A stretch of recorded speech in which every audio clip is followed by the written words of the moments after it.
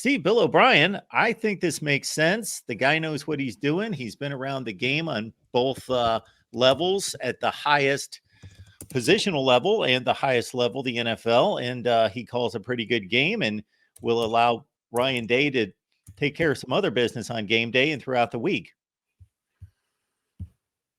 Go ahead, Tone.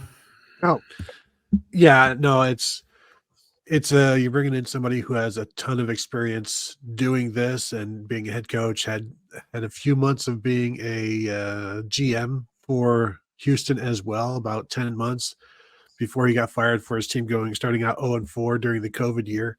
Got fired for that after signing an extension and getting that bump as a GM as well. But I think did a tremendous job at Penn State in his 2 years there. They should not have been able to win, and they won. They had essentially back-to-back 1,000-yard rusher in Zach Zwinak, who was the fighting for the backup fullback spot as camp entered the first year that Bill O'Brien got there. So he's been able to get a lot out of a little, and now he's going to have a lot to get out a lot of, if you will.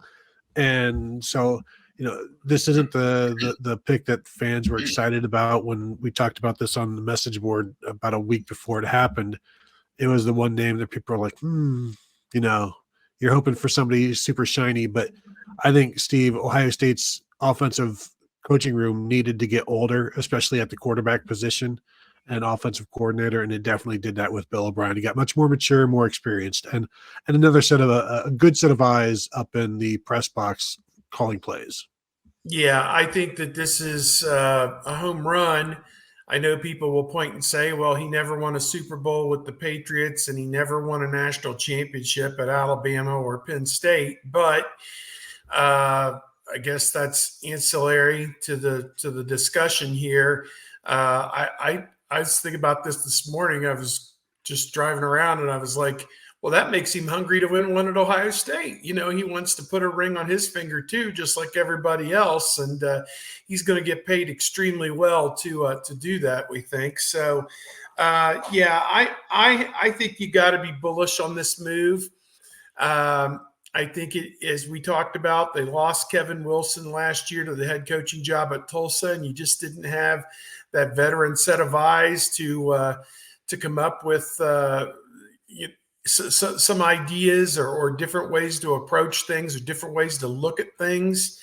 And I think Bill O'Brien will be that guy. I think he's going to call the majority of the plays, if not all the plays, and help them set up an offense that puts Ohio State back on top in the Big Ten and nationally. And, of course, a lot of that's part and parcel of the offensive line and how much better that they're going to be. There's still an open spot on the Ohio State coaching staff. Remains to be seen what Ryan Day is going to do with that. And, of course, there's still talk, is Justin Fry going to be back for a third year as the offensive line coach? As of right now, he still is. But, you never know what could happen there. Does Bill O'Brien have a offensive line guru in mind to come in and take over that job as well? So I guess we'll see what the next few days, the next few weeks all transpire. The season isn't going to get here any sooner than we all hope it does. I've been besieged with when is Ryan Day's next press conference is what people want to know. Mm-hmm.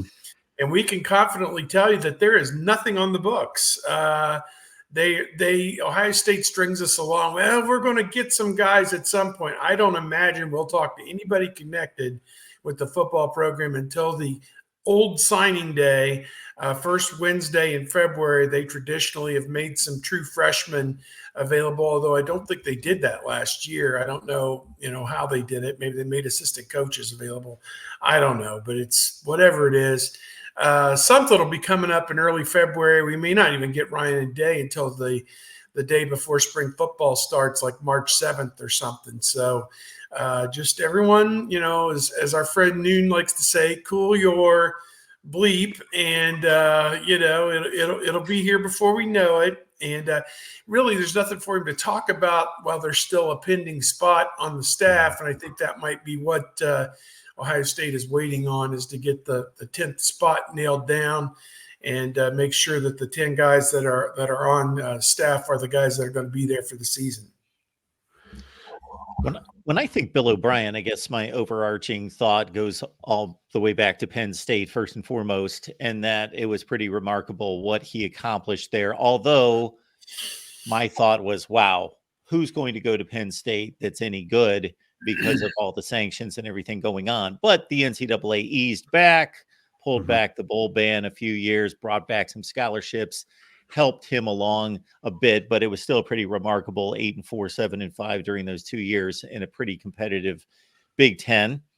And then he goes to the Houston Texans, and they had done nothing in their history. And boom, he gets him to the playoffs, kind of like a similar. Oh man, I'm blanking on the Cincinnati Bengals head coach, the defensive guru, Marvin Lewis. Marvin Lewis. Yes, that when he first took the job, got them to the playoffs, it was like, okay, this is the next guy that's going to really take the NFL by storm. He's doing a great job. But then when the playoff runs continue to stall in the first round in the wild card game, and it did that a few years for Bill O'Brien, then the star starts to get tarnished. And then he obviously finished as about a 500 coach with the Houston Texans. And then since then, as Tony alluded to, a stop at Alabama. And when that does not produce a national championship, then eyebrows are raised, because you always win a national championship at Alabama, but it did produce a Heisman Trophy winner and a pretty prolific offense. So I think it's a tremendous hire. And as Tony alluded to again and explained, some maturity, some experience there, and to have a former NFL and major college head coach on the same staff to see things that others don't has to be a plus. And before Kevin jumps in, sure, go ahead, Tony. Go ahead, Kevin. Well, I was just going to say that just wherever Bill O'Brien has been, the quarterbacks are better with him than without him. When he showed up at Penn State, Matt McGloin had been a 2-year part-time starter with Rob Bolden, and Bolden had beaten him out both seasons, but eventually Bolden would lose the job. McGloin was an average quarterback. His first year with Bill O'Brien in 2012, he goes and leads the Big Ten in passing yards and touchdowns and an interception percentage. Then the next year, he started Christian Hackenberg, a true freshman. It was the best year Hackenberg had in his 3 years at Penn State.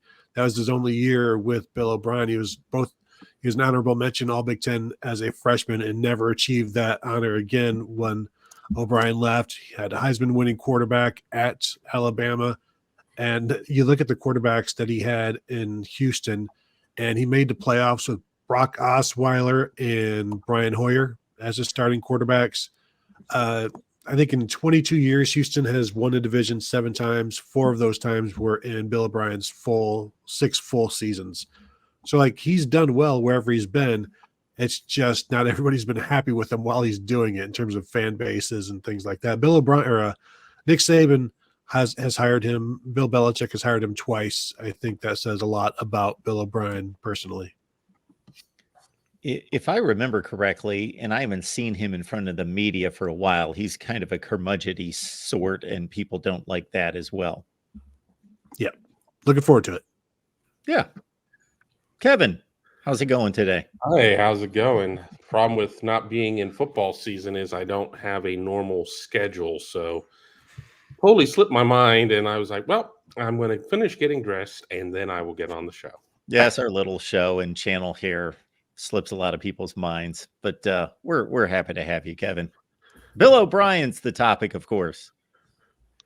I think it's a good hire. Here's the thing, and if I repeat anything that Steve or Tony said, I apologize, but I don't know what the hire is that fans wanted. Every name I heard mentioned attached to this job got jeers and yawns. So I don't know necessarily, outside of a Lincoln Riley 8 years ago type of candidate, what was going to get people excited about this hire. I think the biggest thing that Ohio State needed was to break up the staff a little bit in terms of bringing in an outsider, bringing in somebody older. And, we talk about having an adult in the room, and maybe that's not necessarily a fair statement, but I think we need to have somebody up in the booth. With Ryan Day being the head coach play caller, he's down on the field. With Brian Hartline being the wide receiver coach, co-offensive coordinator, he's down on the sideline. I mean, really, who's upstairs for them under the normal circumstances? I think it's like Keenan Bailey. So it's best to have your play caller upstairs who can see things. So we're not getting as many, well, I'm going to have to watch the film on that because I don't know exactly what happened because I was on the sideline when that went down. I did hear part of Tony's answer as I was in the green room, and I do, people may sit there and be like, well, the quarterbacks under him didn't necessarily thrive, but Christian Hackenberg had his best year under Bill O'Brien. There certainly were some dudes. I think that the biggest thing is that Bill O'Brien is going to have an opportunity to coach the quarterbacks that Ohio State and Ryan Day brings in. Now, I do think that familiarity with Bill O'Brien was important for somebody like Julian Sayin coming to Ohio State. I don't think that was all of it, but I like the hire. I've heard all the people, oh, Alabama fans are laughing. Well, they don't have a lot to laugh about right now. I guess they could probably use a little humor in their lives as we can go back to that Waterboy meme of, oh no, we suck again. I don't think that they suck, but they have taken a couple steps backward. Yeah, as you guys are talking about Christian Hackenberg after that season with Bill O'Brien, and that was just after that freshman season, was projected to be a first-round pick, and then a couple of years with James Franklin, and he was barely getting drafted at that point. I think he, threw some practice reps in New York with the Jets, and that was about it for him. And we haven't heard from him since.